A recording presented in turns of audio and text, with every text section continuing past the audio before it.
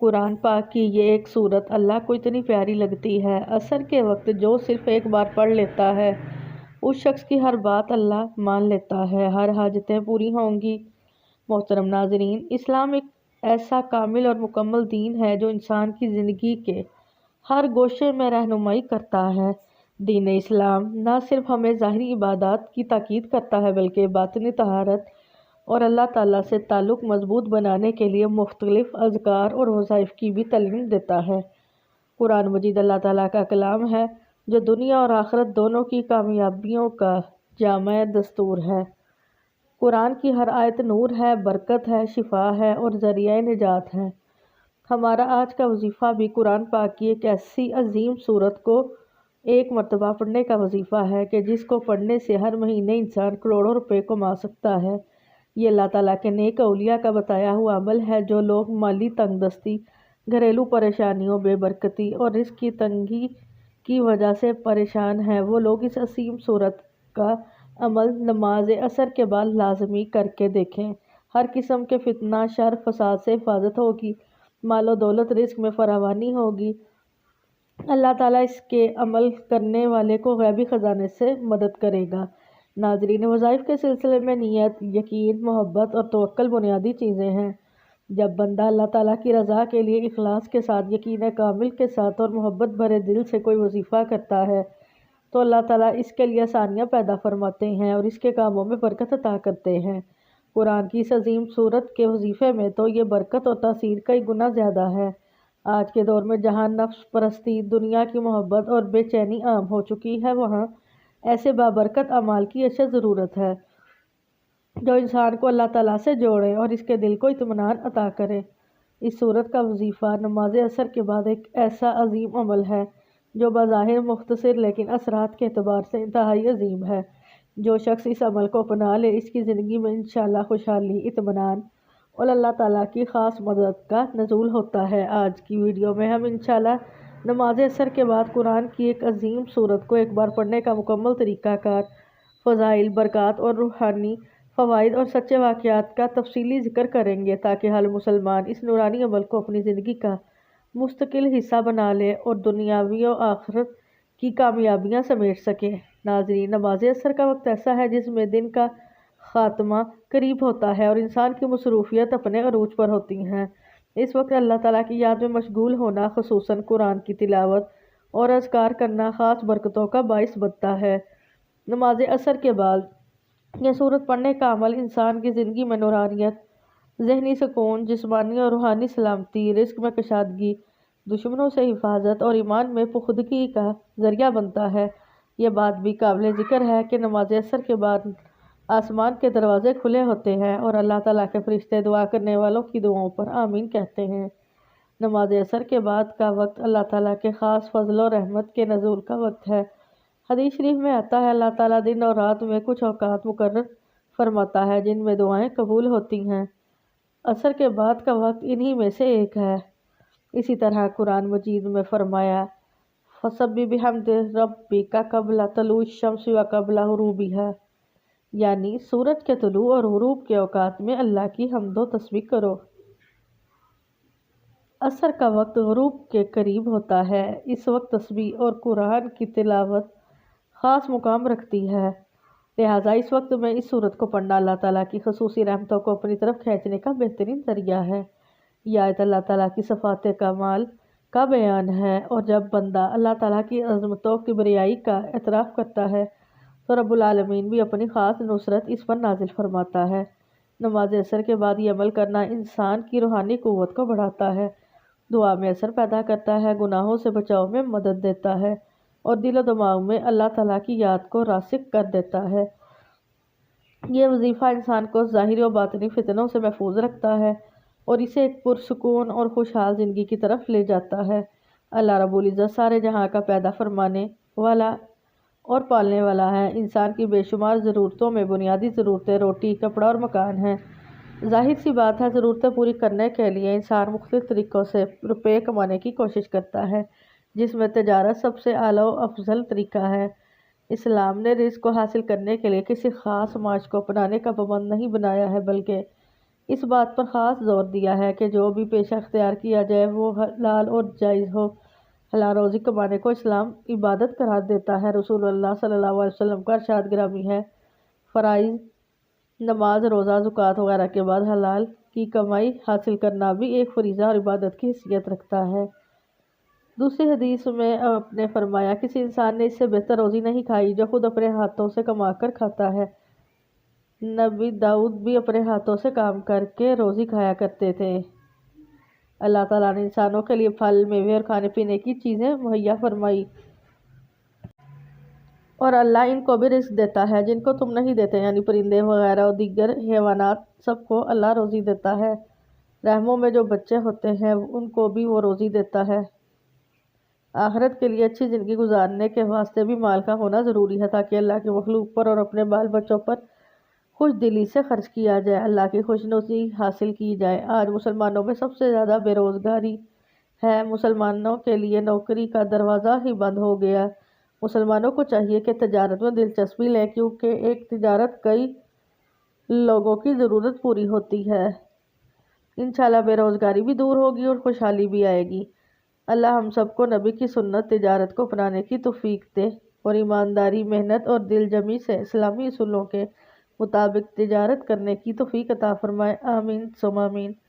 محترم ناظرین، آج ہم آپ کو ایک بہت ہی طاقتور وظیفہ بتانے والے ہیں جسے کرنے سے آپ اور آپ کی اولاد بادشاہ بن جائے گی اور آپ غیبی خزانے حاصل کریں گے۔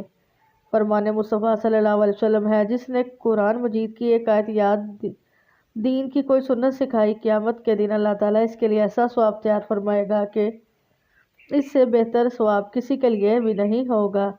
حضرت زید بن ارقم رضی اللہ عنہ روایت کرتے ہیں کہ ایک دن حضور صلی اللہ علیہ وآلہ وسلم ہمیں خطبہ دینے کے لیے مکہ مدینہ کے درمیان اس تالاب پر کھڑے ہوئے جسے خم کہتے ہیں۔ آپ صلی اللہ علیہ وسلم نے اللہ تعالیٰ کی حمد و ثنا کے بعد فرمایا، میں تم میں دو عظیم چیزیں چھوڑ کر جا رہا ہوں۔ ان میں سے پہلی اللہ تعالیٰ کی کتاب جس میں ہدایت و نور ہے۔ اللہ تعالیٰ کی کتاب پر عمل کرو اور اسے مضبوطی سے تھام لو۔ پھر آپ صلی اللہ علیہ وآلہ وسلم نے کتاب اللہ کے احکامات پر عمل کرنے پر ابھارا اور اس کی طرف ترغیب دلائی، اور پھر فرمایا، دوسری چیز میرے اہل بیت ہے۔ میں تمہیں اپنے اہل بیت کے متعلق اللہ سے ڈراتا ہوں۔ میں تمہیں اپنے اہل بیت کے متعلق اللہ سے ڈراتا ہوں۔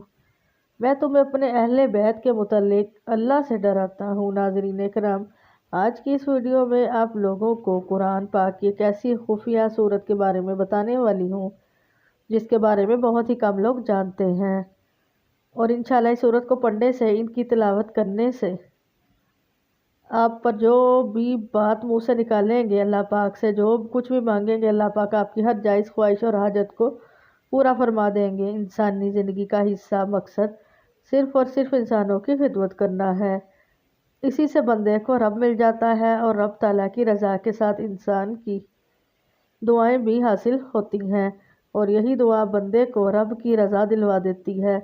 جیسا کہ آپ سب جانتے ہیں، تمنائیں اور آرزوئیں ہر انسان کے اندر بستی ہیں، اور ہر انسان کوئی نہ کوئی خواہش لے کر اپنی زندگی گزار رہا ہوتا ہے۔ جیسا کہ آپ سب کو پتہ ہے کہ کوئی انسان چاہتا ہے کہ وہ دولت مند ہو جائے، کوئی چاہتا ہے کہ اس کے پاس گاڑی بنگلہ آ جائے، کوئی اپنی پسند کی شادی کرنا چاہتا ہے، کوئی اپنی محبت کو لے کر اس وجہ سے پریشان ہے کہ اس کی محبت اسے مل جائے۔ یعنی کہ ہر انسان کسی نہ کسی آرزوؤں میں مبتلا ضرور ہے۔ یاد رکھیں، دنیا کے ہر انسان کی خواہش ہوتی ہے کہ وہ ترقی کرے، کامیاب زندگی گزارے اور دنیا والوں کے لیے ایک مثال بنے، تاکہ لوگ کہیں کہ اس آدمی نے تو بڑا کام کر دکھایا۔ لیکن بدقسمتی سے ہر دوسرا انسان کامیابی کے مختصر راستے کی تلاش میں رہتا ہے۔ اس کی کوشش ہوتی ہے کہ وہ بغیر کچھ کیے، بغیر کسی محنت کے بس راتوں رات کاروبار میں کامیاب اور اپنے مقصد میں کامیاب ہو جائے، لیکن ایسا ہرگز نہیں ہوتا۔ ہر کامیاب انسان کی زندگی کا مطالعہ کریں گے تو ہمیں پتہ چلتا ہے کہ کسی بھی کامیاب انسان نے کبھی شارٹ کٹ کامیابی حاصل نہیں کی، اور نہ وہ سونے کا چمچہ منہ میں لے کر پیدا ہوا۔ آج دنیا کے ٹاپ لوگوں کو آپ لوگ دیکھ رہے ہیں، کامیاب لوگوں کو دیکھ لیں تو آپ کو پتہ لگے گا کہ انہوں نے کس طرح اپنے مقصد میں کامیابی حاصل کی، دن رات ایک کیا، پھر کہیں جا کر وہ عزت و مرتبے کے اس مقام پر پہنچے، اور پھر دنیا کی اعلیٰ ترین شخصیت میں ان کا نام آیا۔ تو آج میں آپ لوگوں کو قرآن پاک کی ایسی صورت کے بارے میں بتانے والی ہوں۔ یہ صورت آپ کو ہر مقصد میں کامیابی دلا دے گی، آپ جیسا چاہیں گے انشاءاللہ ویسا ہی ہوگا۔ ناظرین، جو شخص بھی اس صورت کو ترتیب کے ساتھ پڑھے گا، اللہ تعالیٰ اس بندے کی تقدیر کو بدل دے گا، اور رب کی بارگاہ سے وہ اپنے ذہن کے اندر، اپنے دماغ کے اندر جو کچھ بھی سوچے گا، جتنا کچھ بھی سوچے گا، اللہ تعالیٰ اس بندے کو ضرور عطا فرمائے گا۔ رب کی بارگاہ سے جو بھی لینا چاہتے ہو، جو بھی دعا مانگنا چاہتے ہیں، ہر دعا رب کی بارگاہ میں قبول ہوگی۔ بس آپ نے اس عمل کو اس ترتیب کے مطابق کرنا ہے۔ جو ترتیب، جو طریقہ کار، جو شرائط میں آپ کو بتاؤں گی، بڑا ہی قیمتی عمل آپ کو دے رہی ہوں۔ اس قیمتی عمل کو جاننے سمجھنے کے لیے، اس کے فیض کو حاصل کرنے کے لیے آپ اس ویڈیو کو اول سے آخر تک دیکھنا مت بھولیے گا، کیونکہ یہ ایسا عمل ہے جو ساری زندگی آپ کو کسی کے سامنے جھکنے نہیں دیتا۔ اقبال نے کہا تھا، ایک سجدہ جسے تو گراں سمجھتا ہے، ہزار سجدوں سے آدمی کو دیتا ہے نجات۔ اگر بندہ رب کی بارگاہ میں جھک جائے تو رب اس بندے کو کسی کے سامنے جھکنے نہیں دیتا۔ کسی کے سامنے اس کے ہزاروں لاکھوں جتنے بھی دشمن ہو، رب اس کو جھکنے نہیں دے گا۔ ہر میدان میں اللہ تعالیٰ اس بندے کو فتح عطا فرمائے گا، ناکامی کا سامنا نہیں کرنا پڑے گا۔ آپ اس عمل کے ذریعے رب کی بارگاہ میں پیش ہو جائیں۔ جب بندہ رب کی بارگاہ میں پیش ہوتا ہے، حاضر ہوتا ہے، تو رب کی بارگاہ سے پھر وہ جو اپنی زبان سے اقرار کرتا ہے، جو مانگتا ہے، اسی لمحے رب اس کو عطا فرما دیتا ہے۔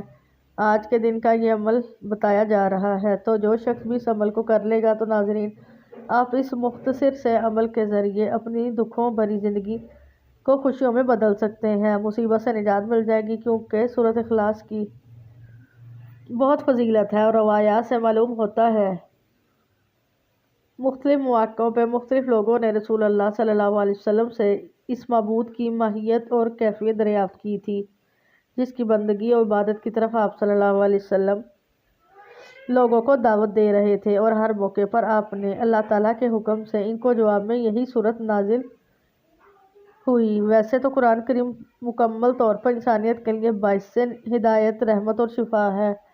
قرآن مجید کی ہر آیت کی تلاوت باعث خیر و برکت ہے، اس کے ہر حرف پر 10 نیکیاں ملتی ہیں، لیکن احادیث میں قرآن کی بعض مخصوص آیتوں اور صورتوں کے خاص فضائل بیان ہوئے ہیں۔ انہی خاص صورتوں میں سے ایک سورۃ الاخلاص ہے۔ اس صورت میں اللہ تعالیٰ کی بے شمار برکتیں، رحمتیں اور بے شمار عطیات پوشیدہ ہیں، جو انسانوں کے دینی اور دنیاوی حالات اور معاملات کو بہتر بنانے اور سدھارنے میں مؤثر طاقت رکھتے ہیں۔ لیکن افسوس کی بات ہے کہ ان فضیلتوں، رحمتوں اور برکتوں سے بہت سے لوگ ناواقف ہیں۔ 4 آیات پر مشتمل مختصر صورت اپنے اندر کس قدر بے شمار فضائل لیے ہوئے ہے۔ حدیث میں آتا ہے، ویسے تو قرآن کریم مکمل طور پر انسانیت کے لیے باعث ہدایت، رحمت اور شفا ہے۔ قرآن مجید کی ہر آیت کی تلاوت باعث خیر و برکت ہے، اس کے ہر حرف پر 10 نیکیاں ملتی ہیں، لیکن احادیث میں قرآن کی بعض مخصوص آیتوں اور صورتوں کے خاص فضائل بیان ہوئے ہیں۔ انہی خاص صورتوں میں سے ایک سورۃ اخلاص ہے۔ اس صورت میں اللہ تعالیٰ کی بے شمار برکتیں، رحمتیں اور بے شمار عطیات پوشیدہ ہے، جو انسانوں کے دینی اور دنیاوی حالات اور معاملات کو بہتر بنانے اور سدھارنے میں مؤثر طاقت رکھتے ہیں۔ لیکن افسوس کی بات ہے کہ ان فضیلتوں، رحمتوں اور برکتوں سے بہت سے لوگ ناواقف ہیں۔ 4 آیات پر مشتمل مختصر صورت اپنے اندر کس قدر بے شمار فضائل لیے ہوئے ہے، اس تحریر میں ان فضائل کے بارے میں جاننے کی کوشش کرتے ہیں۔ اس صورت کے شان و نزول کے بارے میں حدیث میں آتا ہے کہ مشرکین نے نبی رحمت صلی اللہ علیہ وآلہ وسلم سے کہا کہ اپنے رب کی اوصاف بیان کریں، تو اللہ تعالیٰ نے یہ سورت نازل کر دی۔ اس کی تفصیل کچھ اس طرح سے ہے، قل هو اللہ احد۔ جب ہم کہتے ہیں کہ وہ اللہ ہے، اس کا مطلب ہے کہ وہ حقیقی معبود ہے اور اس کے سوا کوئی اور عبادت کا مستحق نہیں۔ اور جب ہم کہتے ہیں قل هو اللہ احد، اللہ ایک ہے، اور اس کا مطلب یہ ہے کہ ہم صرف ایک اللہ کی عبادت کرتے ہیں اور اس کے ساتھ کسی اور کی عبادت نہیں کرتے۔ یہی توحید الوہیت ہے۔ توحید ربوبیت و توحید اسماء و صفات، توحید کی یہ دونوں قسمیں آیت اللہ الصمد میں موجود ہیں۔ اللہ بے نیاز ہے، اس کا مطلب ہے اللہ تعالیٰ اپنی مخلوقات میں سے کسی کا محتاج نہیں ہے، بلکہ وہ اپنی صفات میں کامل ہے۔ ایسا کامل کہ تمام مخلوقات اس کی محتاج ہے، کیونکہ وہی ایک رب ہے اور جس کی طرف تمام مخلوق اپنی خواہشات اور ضروریات کی تکمیل کے لیے رجوع کرتی ہے۔ بس جہاں ساری دنیا اپنی ضروریات کی تکمیل کے لیے اللہ پر منحصر ہے، وہاں وہ کسی کا محتاج نہیں ہے۔ اسی کو توحید ربوبیت و توحید اسماء و صفات کہتے ہیں۔ لفظ احد اور صمد یہ اللہ تعالیٰ کے دو نام ہیں جو پورے قرآن پاک میں کہیں دوسرے مقام پر ذکر نہیں ہوئے ہیں، اور یہ دو نام ایسے ہیں جو سارے اسماء و صفات کے عقیدے کی بنیاد ہیں۔ احد کا معنی ہے اکیلا اور یکتا، یعنی اللہ تعالیٰ رحمان ہونے میں، رحیم ہونے میں، عالم الغیب ہونے میں، رازق ہونے میں اور حی القیوم ہونے میں، یعنی سارے ناموں میں اکیلا اور یکتا ہے۔ لفظ الصمد میں کمال کا معنی ہے، یعنی ایسا سردار جو اپنی سرداری میں کامل ہے، کسی قسم کی کوئی نقص اور کمی نہیں ہے، یعنی اللہ تعالیٰ رحمان ہونے میں، رحیم ہونے میں، عالم الغیب ہونے میں، رازق ہونے میں، حی القیوم ہونے میں، یعنی ساری صفات میں کامل ہے۔ الصمد، الاحد اور الصمد اس بات پر بھی دلالت کرتا ہے کہ نہ کوئی اس سے پیدا ہوا، نہ وہ کسی سے پیدا ہوا، اور نہ کوئی اس کے برابر کا ہے، کیونکہ الصمد وہ ہوتا ہے جس کا نہ کوئی جوف پیٹ ہو اور نہ کوئی اشار انتڑیاں وغیرہ ہوں، اس میں کوئی چیز داخل نہیں ہو سکتی، وہ نہ کھاتا ہے نہ پیتا ہے، چنانچہ ارشاد باری تعالیٰ ہے، آپ ان سے کہیے کیا میں اس اللہ کو چھوڑ کے کسی اور کو دوست بناؤں جس نے آسمانوں اور زمین کو پیدا کیا اور جو سب کو کھانا کھلاتا ہے لیکن کسی سے کھانا لیتا نہیں۔ دوسری فضیلت، محبت الہی کا حصول۔ محبت الہی ایمان کے لوازمات میں سے ہے، اور کسی بھی انسان کا عقیدہ توحید اس وقت تک کامل نہیں ہو سکتا جب تک انسان اپنے خالق حقیقی کو دنیا کی ہر چیز سے محبوب نہ بنا لے۔ اللہ تعالیٰ کی محبت حاصل کرنے کے لیے کئی ذرائع ہیں جنہیں اختیار کر کے انسان اللہ تعالیٰ کی محبت حاصل کر سکتا ہے۔ انہی ذرائع میں سے ایک آسان ذریعہ سورہ اخلاص کی مستقل مزاجی کے ساتھ تلاوت ہے۔ چنانچہ حدیث میں آتا ہے کہ نبی کریم صلی اللہ علیہ وسلم نے ایک چھوٹا سا لشکر کہیں بھیجا اور صحابی کو اس لشکر قائد مقرر کر دیا۔ جب وہ لشکر واپس پہنچا تو انہوں نے کہا، نبی کریم صلی اللہ علیہ وسلم نے ہم پر جس شخص کو سردار بنایا تھا وہ ہر نماز کی قرات کے خاتمے سے سورۃ قل ھو اللہ احد پڑھا کرتے تھے۔ آپ صلی اللہ علیہ وسلم نے فرمایا، ان سے پوچھو کہ وہ ایسا کیوں کرتے تھے؟ پوچھنے پر اس نے کہا کہ یہ سورہ رحمان کی صفت ہے، مجھے اس کا پڑھنا بہت ہی پسند ہے۔ نبی کریم صلی اللہ علیہ وسلم نے فرمایا، انہیں خبر کر دو کہ اللہ بھی اس سے محبت رکھتا ہے۔ معلوم ہوا کہ اللہ تعالیٰ کی محبت حاصل کرنے کا آسان اور تیز ترین طریقہ سورہ اخلاص کی مستقل مزاجی کے ساتھ تلاوت ہے۔ جو شخص سورۃ الاخلاص کی تلاوت پر مداومت اختیار کرتا ہے، اللہ تعالیٰ اسے دنیا کے اندر لوگوں میں محبوب اور مقبول بنا دیتا ہے، وہ ہر ایک کی آنکھ کا تارا بن جاتا ہے، چنانچہ لوگ اس سے محبت کرنے لگتے ہیں، اسے دیکھ کر خوشی محسوس ہوتی ہے۔ لوگوں میں مقبولیت ایک ایسی صفت ہے جس سے بہت سے لوگ محروم ہیں، لیکن اگر کوئی دن رات اور صبح و شام سورۃ الاخلاص کی تلاوت کو معمول بنا لے تو اللہ تعالیٰ اس سورت کی برکت سے اسے لوگوں کا محبوب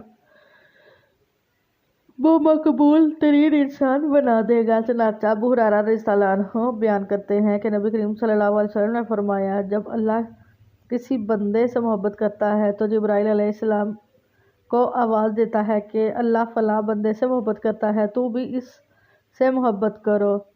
جبرائیل علیہ السلام بھی اس بندے سے محبت کرنے لگتے ہیں، پھر وہ تمام آسمان والوں میں آواز دیتے ہیں کہ اللہ فلاں بندے سے محبت کرتا ہے، تم بھی اس سے محبت کرو، پھر تمام آسمان والے اس سے محبت کرنے لگتے ہیں۔ اس کے بعد وہ زمین میں بھی اللہ کے بندوں کا مقبول اور محبوب بن جاتا ہے، یعنی جب اللہ تعالیٰ کی محبت کسی کے ساتھ شامل حال ہوگی تب وہ لوگوں کے دلوں میں قابل عزت و احترام والا انسان بنے گا، اور اللہ تعالیٰ کی محبت حاصل کرنے کا آسان ترین طریقہ سورۃ الاخلاص کی مستقل تلاوت ہے، کیونکہ نبی کریم صلی اللہ علیہ وآلہ وسلم نے اس شخص کو جو سورۃ الاخلاص سے حد درجہ محبت کی وجہ سے اپنی ہر نماز میں پڑھتا تھا یہ خوشخبری سنائی کہ انہیں خبر دے دو کہ اللہ بھی اس سے محبت رکھتا ہے۔ تو ناظرین، میں آج آپ کو سورۃ الاخلاص کا خاص عمل بتا رہی ہوں، تو آپ کی قسمت کے ستارے بھی آپ کی قسمت کے ساتھ مل جائیں گے، اس سے آپ کو ترقی ملے گی، عزت ملے گی، شہرت ملے گی، मुकाम व मर्तबा बढ़ जाएगा। किसी के सामने झुकना नहीं पड़ेगा, कोई दुश्मन भी होगा तो वो ज़ीर होगा।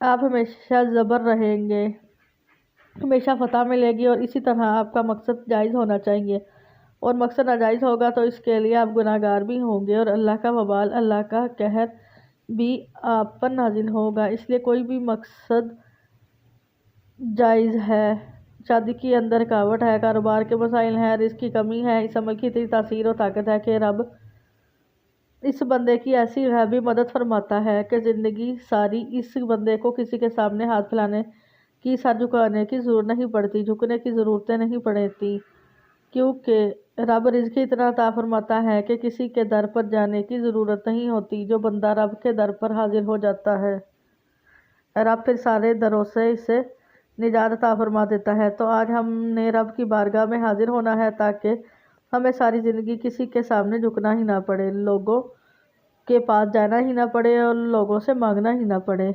बस रब की बारगाह से आज मांग लें, आज मांगने का दिन है। तो मैं अर्ज़ कर रही हूँ, जो बंदा ये अमल कर लेता है तो फिर इस शख्स की ऐसी ही लॉटरी जैसे निकल आई है। लेकिन आजकल हम सिर्फ पैसों को अपना सब कुछ समझते हैं, इबादत को नहीं समझते, स्वाब को नहीं समझते। मैं समझती हूँ जो बंदा अल्लाह के साथ ताल्लुक़ मजबूत कर ले, अल्लाह के साथ इसकी मोहब्बत जो है, इसका इश्क जो है वो हकीकत में बदल जाए, तो रब भी इस बंदे को नवाज देता है। फिर रब भी इस बंदे पर ऐसा करम फरमाता है कि इस बंदे को किसी के सामने झुकने नहीं देता, किसी की गुलामी करने नहीं देता। बस रब के बंदे बन जाओ, रब के दीन के खादिम बन जाओ, इंशाल्लाह दुनिया भी बेहतर होगी, आखिरत भी बेहतर होगी। हजूर का फैज़ान है कि नबी करीम अल्लाह ताला की करम नवाजी है हजूर की उम्मत पर। ये उम्मती जो नेकी करें रब की बारगाह में इसका दुगना चुगना इसको अजर मिल जाता है। तो वो कैसा रब करीम है। आज इस रब की इबादत करें, खूब करें, दिल जमी के साथ करें, यकीन के साथ करें कि ये ऐसी बारगाह है कि इससे कोई मंगता खाली नहीं आता, रब किसी को खाली वापस नहीं लौटाता। इसलिए ज़रूर रब की बारगाह में हाजिर हो जाए। तो आपने नाज़रीन करना कुछ इस तरह होगा, इससे पहले 7 मरतबा आपने ताउज़ पढ़ना है, औज़ु बिल्लाहि मिनश शैतानिर रजीम। इसके बाद 7 मरतबा आपने बिस्मिल्लाहिर्रहमानिर्रहीम पढ़ना है। इसके बाद आपने नाज़रीन 7 बार ही दुरूद पाक पढ़ना है, जो हम नमाज के अंदर दुरूद पाक पढ़ते हैं। दुरूद इब्राहिमी आप 7 बार पढ़ लें, एक मरतबा मेरे साथ भी पढ़ लें ताकि सवाब हो। अल्लाहुम्मा सल्ली अला मुहम्मदिन व अला आलि मुहम्मदिन कमा सल्लैता अला इब्राहीम व अला आलि इब्राहीम इन्नका हमीदुम मजीद। अल्लाहुम्मा बारिक अला मुहम्मदिन व अला आलि मुहम्मदिन कमा बारकता अला इब्राहीम व अला आलि इब्राहीम इन्नका हमीदुम मजीद। इसके बाद नाज़रीन आपने 7 मरतबा सूरतुल इखलास पढ़नी है। कुल हुवल्लाहु अहद अल्लाहुस समद लम यलिद व लम यूलद व लम यकुल लहू कुफुवन अहद। इसकी बरकत से अल्लाह आपको हमेशा के लिए गुनाहों से भी महफूज फरमा लेगा। इसके बाद नाज़रीन फिर आप 7 बार दरूद पाक पढ़ेंगे, तो इसके बाद आप अपने मकसद के बारे में अल्लाह ताला की बारगाह में दुआ करेंगे। यानी जो भी मकसद होगा आपका, दौलत चाहते हैं, इज़्ज़त चाहते हैं, शोहरत चाहते हैं, आपका इसका नाम लें और रब की बारगाह में अर्ज़ करें, अल्लाह ताला मेरा फ़लाँ काम तूने अपने ही फजलों करम से फरमाना है, तेरे हुक्म के बगैर एक पत्ता नहीं हिल सकता। जो अल्फाज आप इस रब की शान में बेहतर कह सके कह दो। तो ये अमल आपने इस तरतीब के साथ जब कर लिया तो सर सजदे में रखकर आपने रब की बारगाह में अपनी हाजत का सवाल करना है।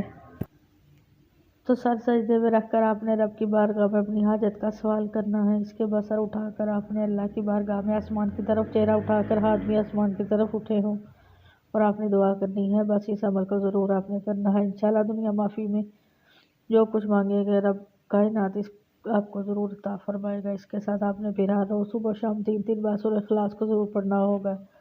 इस अमल की बरकत से ये मिलेगी कि सारी ज़िंदगी रिस्क ख़त्म नहीं होने देगा रब, और कभी किसी का मोहताजी का सामना नहीं करना पड़ेगा, मुश्किलात का सामना नहीं करना पड़ेगा। आज ये गुजारिश है कि अल्लाह ताला के 99 नामों में से कोई एक नाम कमेंट में ज़रूर लिख कर शेयर करें। अल्लाह ताला हम सब का हामी नासिर हो, आमीन।